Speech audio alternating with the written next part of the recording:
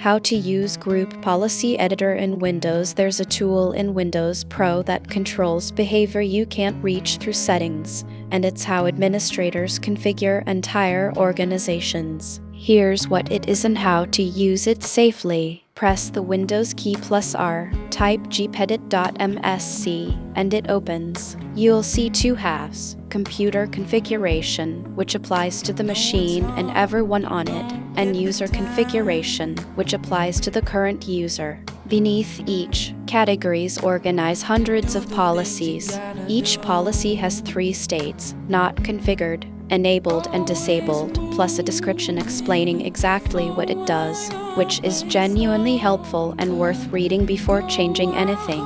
Common uses include controlling update behavior, disabling the lock screen, restricting removable drives, and turning off telemetry more thoroughly than settings allows. 2 cautions. Windows Home doesn't include it. And note what you change, because there's no undo history.